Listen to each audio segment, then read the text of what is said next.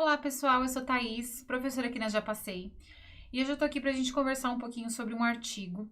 Esse artigo foi escrito pelo Ático Chassot, apesar do nome, ele é um professor brasileiro. Está intitulado Por Alfabetização Científica, uma possibilidade para a inclusão social. Esse artigo, se vocês conseguirem ler ele na íntegra, ele é bem interessante, ele tem um jeito bem inteligente de escrever, bem inspirador também, eu diria. Mas eu trouxe aqui de uma forma mais resumida, com mais foco na prova de vocês mesmo, do que pode ser cobrado lá no concurso, tá? Então, a procura de um cenário, a escola. Não temos dúvida do quanto a globalização confere novas realidades à educação. Há situações nas quais temos docentes desplugados ou sem televisão que ensinam a alunos que surfam na internet ou estão conectados a redes de TV a cabo, perdendo a escola e também o professor, né, o papel de centro de referência do saber.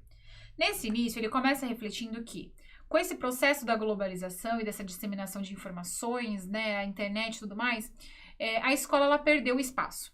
Então, antes, a escola era detentora de todo o conhecimento. Isso ficava claro nos projetos pedagógicos mesmo, nas ações que era de sempre transmitir maciçamente a maior quantidade possível de conhecimentos para os alunos. E quanto mais conhecimento a gente tivesse, mais valorizado isso era, né? Então, era uma característica das escolas lá na década de 80, 90 ainda, transmitir o máximo de informações possível, porque a escola era que detinha a maior parte do conhecimento. Só que com essa disseminação de conhecimentos através de internet, televisão e vários meios que a globalização trouxe pra gente, parece que os papéis se inverteram, que é o que ele vai dizer aqui mais pra frente. A escola ela deixou de ser esse local que tem todas essas informações e, na verdade, os alunos eles trazem, às vezes, muito mais informações. Então, é até equivocado da nossa parte pensar que um assunto que eu vou trazer para os meus alunos nunca foi visto por eles antes ou que eu tenho todo o conhecimento daquele assunto e eles, conectados, não terão. E aí ele vai falar, inclusive, sobre esses professores que ficaram lá para trás e que são professores que não são conectados, são professores que não buscam essa atualização. E aí, às vezes, os alunos vêm e sobrepõem nessa relação. Então, a gente está passando por um processo assim.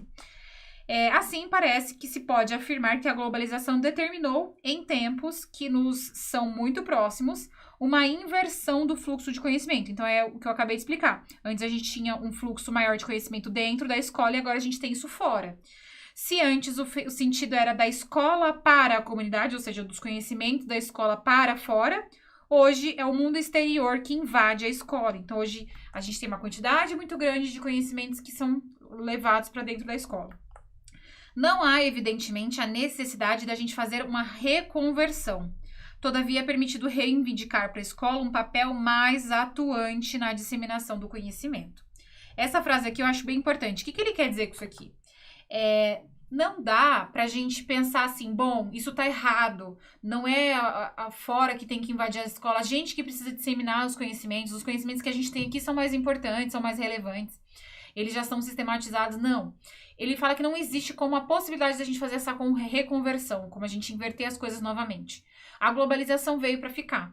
O que a gente precisa fazer na concepção do autor é tomar para nós, né, no sentido da escola, essa capacidade, esse papel de ser mais atuante, então, em relação a esse tipo de disseminação de conhecimento. Eles estão aí. O conhecimento, ele faz parte, né? Agora, ele é disseminado com maior facilidade, ele está nas redes, ele está na internet, ele está nos meios de comunicação, só que a escola precisa pegar para si a função de ser mais atuante na concepção desses conhecimentos. Então, eu posso inibir que o meu aluno acesse vários sites para ver vários assuntos, e esses assuntos podem ser os mais rasos e profundos possíveis? Não, eu não posso fazer isso. Mas eu posso atuar numa formação do meu aluno para que ele se torne um aluno mais capaz de ser mais reflexivo sobre o conhecimento que ele busca nessa internet. Então, eu não consigo barrar o que está acontecendo, mas eu consigo atuar para preparar mais adequadamente esse aluno para aí sim lidar com esse tipo de informação. Então, por que tem tanta gente que cai em golpes, que cai em fake news na internet? Porque essas pessoas não tiveram formação adequada para filtrar essas informações. Então, parece que tudo que eu vejo é real. Eu não tenho esse olhar mais criterioso e crítico, mais reflexivo sobre as coisas que me aparecem. Agora, se eu formo um aluno com esse olhar mais crítico, reflexivo e criterioso, ele não vai olhar a primeira notícia e acreditar que ela é verdade. Ele vai saber que ele precisa buscar uma fonte. Ele vai saber que ele precisa buscar outros meios de confirmar se essa informação é verdadeira. Então, o que a escola precisa fazer não é tentar reconverter a situação, é o que o autor fala. Não tem mais como a gente mudar isso. A informação está aí, ela está disseminada cada vez mais, e cada vez em quantidades mais exorbitantes. O que a gente precisa fazer é ser mais atuante, ter um papel mais ativo em relação à disseminação desse conhecimento. Então, a gente precisa atuar em relação a isso junto com o nosso aluno. E aí, ele vai trazer a solução que vem através da ciência. Aí, a gente ainda vai da alfabetização científica, mas a gente vai fazer ainda algumas reflexões antes. Então, a ciência é como um saber escolar. Até o começo dos anos 90, né, ainda, a gente viu um ensino muito centrado, quase que exclusivamente aí, na necessidade de fazer com que o estudante adquirisse conhecimentos científicos. Não se escondia o quanto a transmissão, e essa transmissão era maciça de conteúdos, era o que importava. Então, nessa época, um estudante competente era aquele que sabia, isso é, aquele que era depositário de conhecimentos. Ele fala, inclusive, que se a gente parar para pensar dentro da nossa própria memória, a gente ainda tem muitos conhecimentos dessa época, que foram nos ensinados como muito importantes e a gente sequer usou uma única vez na vida.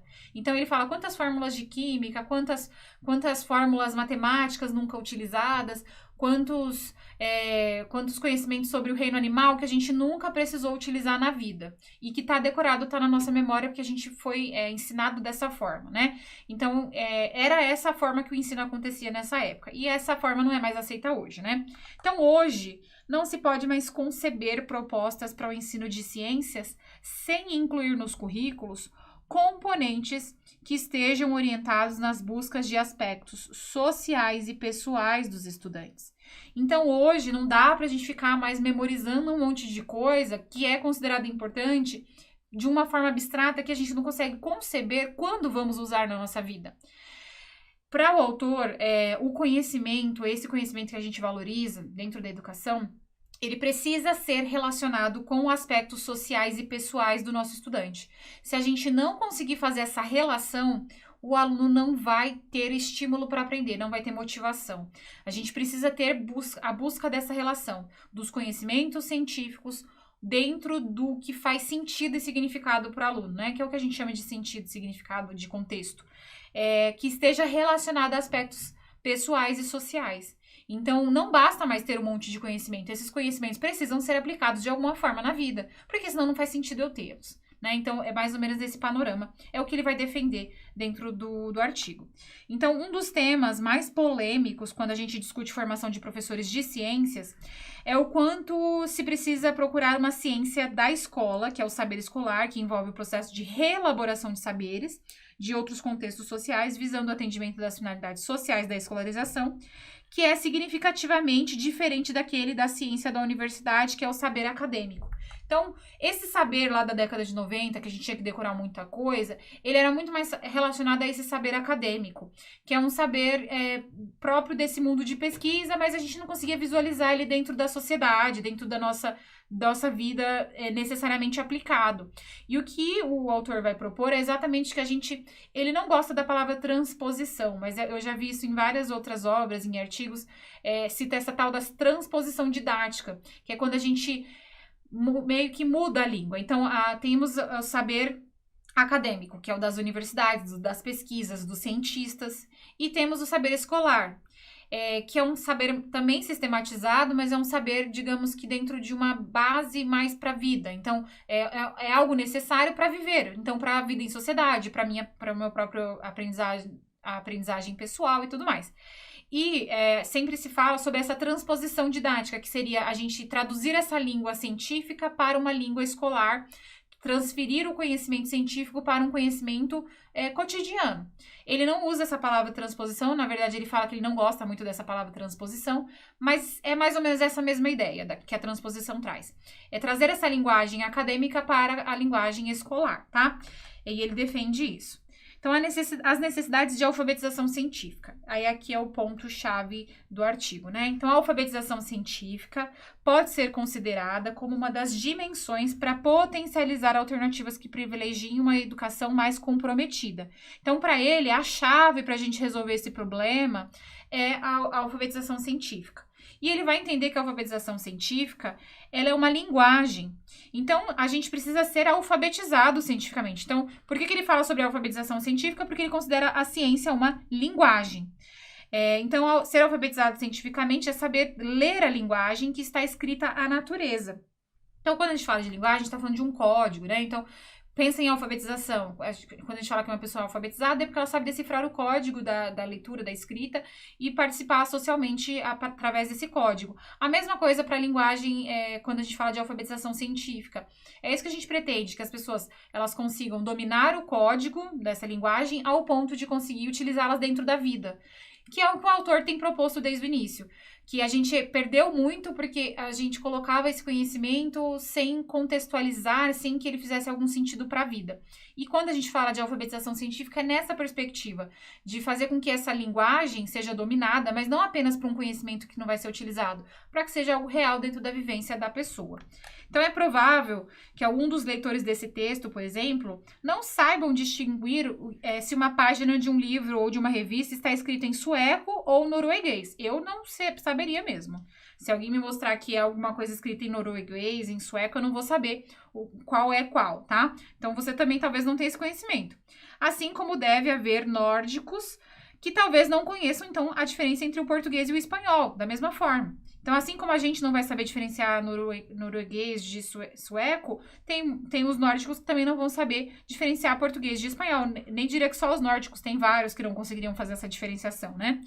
Então, essa é a analogia que o autor buscou, né, para falar, quando ele fala que a ciência é uma linguagem. Ela precisa ser aprendida nesse sentido de linguagem, de não só a gente ter conhecimento, mas saber utilizar este conhecimento. Então, é mais ou menos isso que ele está dizendo. A ciência precisa ser ensinada, mas ela precisa ser ensinada dentro de um contexto que faça sentido, que seja vivenciado dentro do âmbito social e pessoal. Ciência como linguagem. Há uma continuada necessidade de fazermos com que a ciência possa ser não apenas medianamente entendida por todos, que era o que acontecia lá na década de 90. A gente entendia mais ou menos algumas coisas, né? Mesmo tudo bem superficial. O que ele quer é que, principalmente, a ciência seja uma facilitadora do estar fazendo parte do mundo. Então, o que a gente vivenciava com o ensino de ciências antes era exatamente essa perspectiva. A gente sabia mais ou menos um pouquinho de tudo, mas a gente não sabia aplicar nada. O que ele pretende fazer com essa ideia de que a gente tem um papel mais ativo, né, enquanto educação, nessa perspectiva da alfabetização científica, é que esses conhecimentos eles sirvam para facilitar a nossa vida no mundo, para que a gente possa compreender a natureza, para que a gente possa interferir, para que a gente possa mudar, para que a gente possa avançar, melhorar. Então, para que a gente possa, de fato, atuar com essa aprendizagem de uma forma de facilitar a nossa vida, né? No sentido de ampliação, de melhoria, de qualidade e tudo mais.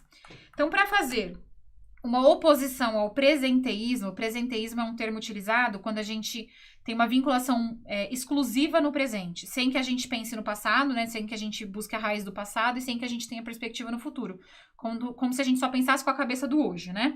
E também é uma oposição também ao cientifismo. Cientificismo é a crença exagerada no poder da ciência. E na atribuição à mesma de fazeres apenas benéficos. Então, é como se a ciência fosse só boa o tempo inteiro. Então, as duas ideias, ele se opõe, né? Então, ainda tão marcadas de forma presente nos nossos dias atuais, principalmente nas salas de aula, inclusive nas universidades, ele vai insistir na necessidade da gente considerar que essa linguagem é um construto humano, ou seja, faz parte da construção humana. A ciência é uma construção. Portanto, de acordo com ele, ela é mutável e falível. Ou seja, a gente pode estar equivocado. E ela pode mudar a qualquer momento. Então, por que ele diz isso? Porque ele vai dizer que é muito comum que dentro desses dos conhecimentos científicos, se estabeleça tudo como uma verdade absoluta. E até pouco tempo atrás, a gente acreditava em muitas verdades absolutas. Verdades que não poderiam ser contestadas jamais. E ele vai dizer que não, que se a gente entende a ciência como algo que está que faz parte da construção humana, a gente precisa entender ela como algo que pode ser modificado, que pode sofrer mudanças e avanços. E o aluno precisa entender isso também. E quando o aluno ele parte dessa perspectiva e ele é alfabetizado cientificamente dentro desse panorama, ele entende que esses conhecimentos que ele está adquirindo, eles podem servir de base para uma nova construção, para melhorar a sua vida, para modificar a realidade.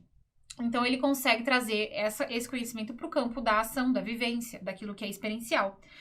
Então, o autor ele vem chamando a gente para esse diálogo. E aí ele vai dizer o seguinte: ele concebe ciências como um dos mais extraordinários feitos humanos, mas não lugar de certezas. Então, para ele, ciência não é certeza. Ciência é construção. Por isso, quando discute a alfabetização científica, ele vai insistir na necessidade de considerá-la como um conjunto de conhecimentos que facilitariam aos homens e às mulheres fazer uma leitura do mundo onde vivem. Quando eu leio bem o mundo onde eu vivo, eu posso agir para transformá-lo. E transformando, eu entendo aí que nada é definitivo, né? Não existem certezas. As coisas podem ser modificadas.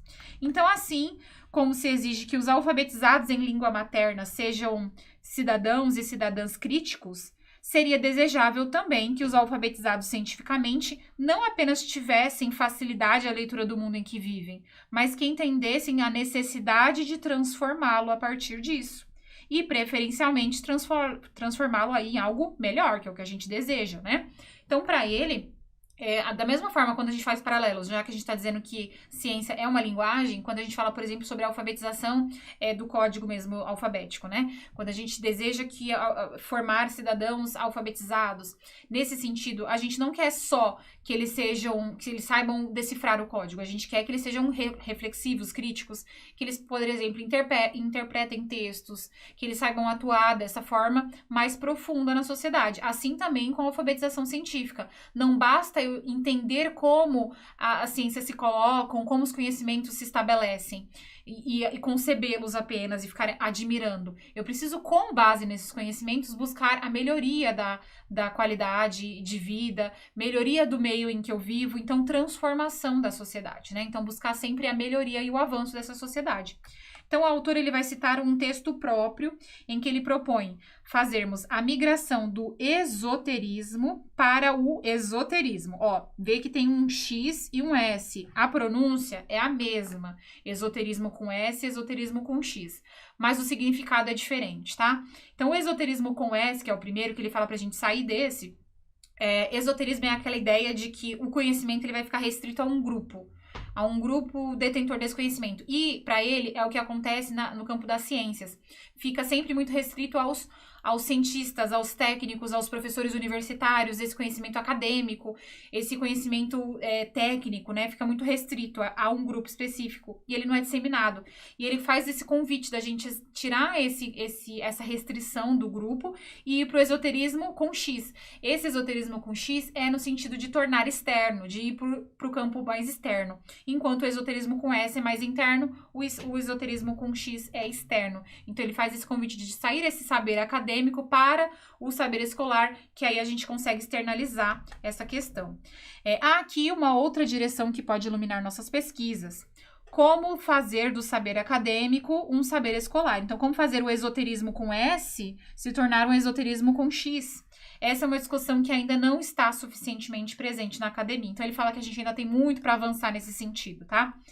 Poderíamos pensar que a alfabetização científica signifique possibilidades de que a grande maioria da população disponha de conhecimentos científicos e tecnológicos necessários para se desenvolver na vida diária, para resolver problemas, para as necessidades de saúde e sobrevivência básica. Tomar consciência das complexas relações entre ciência e sociedade. Então, para ele, é isso que se deseja através da alfabetização científica. Quando a gente pensa nessa perspectiva e quando a escola toma para si essa responsabilidade de, novamente, tomar a frente, não no sentido de se impor sobre detentora de todo o conhecimento, mas de ter mais atuação sobre isso, é para que a gente possa fazer com que as pessoas se formem dentro dessa perspectiva de se desenvolver e desenvolver as ciências para resolver problemas da vida, do cotidiano, das necessidades de saúde, das necessidades básicas. Então, utilizar esses conhecimentos dentro da vida. e fazer com que isso faça sentido. Então, superar essas marcas de um jeito muito continuado de pensar é uma tarefa nem sempre fácil.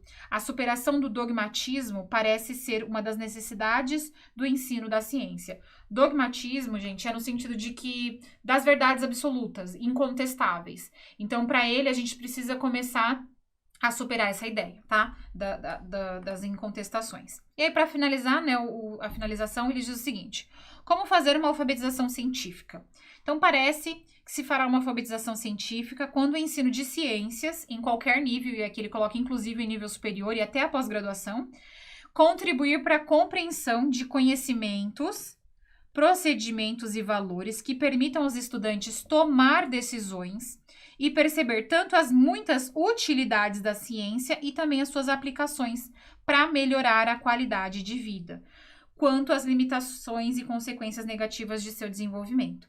Então, para ele, até pouco tempo e até hoje, às vezes a gente ainda busca trabalhar as ciências, né, os conhecimentos, de uma forma de só transmitir esse conhecimento, né? Mas para ele, para que isso funcione, para que a gente possa promover de fato uma alfabetização científica, a gente precisa trabalhar, sim, esses conhecimentos, procedimentos, valores, atitudes, essa compreensão dentro da vida, dentro daquilo que é utilizável. Então, para que as pessoas possam tomar decisão, para que elas possam utilizar esses conhecimentos na vida, para que elas possam aplicar esses saberes, esses conhecimentos, para melhorar a qualidade de vida consequentemente. Então, só aí vai fazer sentido. E é só aí que a escola continua atuando nessa perspectiva de disseminadora de conhecimento também, tá?